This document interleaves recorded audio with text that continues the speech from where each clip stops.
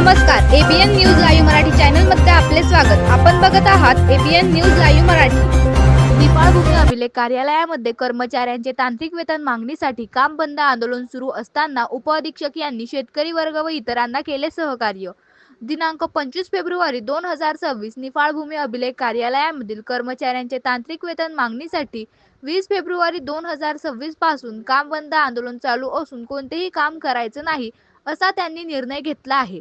मिळालेल्या माहितीनुसार भूमी अभिलेख विभागाच्या कर्मचाऱ्यांनी जरी संप पुकारला असला तरी त्यांनी शेतकऱ्यासह इतर सर्वसामान्यांच्या मदतीकरिता मदतीचा हात पुढे केला। भूमी अभिलेख विभागाचे आंदोलन सुरू असताना अनेक शेतकरी व सर्वसामान्य नागरिक भूमी अभिलेख कार्यालयात आले होते।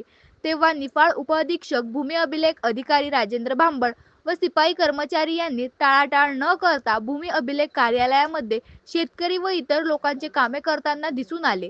नकाशे, चतुर्सीमा व इतर कागदपत्र देताना दिसत आहे।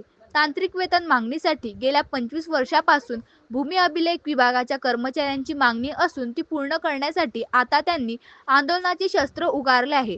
मोजणी करणे, मोजणीप्रमाणे नकाशे तयार करणे व इतर हे तांत्रिक कामात येत असून आम्ही तांत्रिक कामं करतो, त्या अनुषंगाने आम्हाला तांत्रिक वेतन लागू झाले पाहिजे याकरता कर्मचाऱ्यांनी आंदोलनाचे शस्त्र उगारून 20 ते 23 फेब्रुवारी पर्यंत निफाड कार्यालयामध्ये कर्मचाऱ्यांनी काळ्या फिती बांधून काम केले। त्यानंतर 23 फेब्रुवारी ते 26 फेब्रुवारी पर्यंत रजा टाकून काम बंद आंदोलन सुरू असून 2 मार्च पर्यंत आमच्या मागण्या मान्य न झाल्यास 2 तारखेच्या पुढे बेमुदत आंदोलन करण्यात येईल असा इशारा त्यांनी भूमी अभिलेख विभागाच्या कर्मचाऱ्यांनी दिला आहे।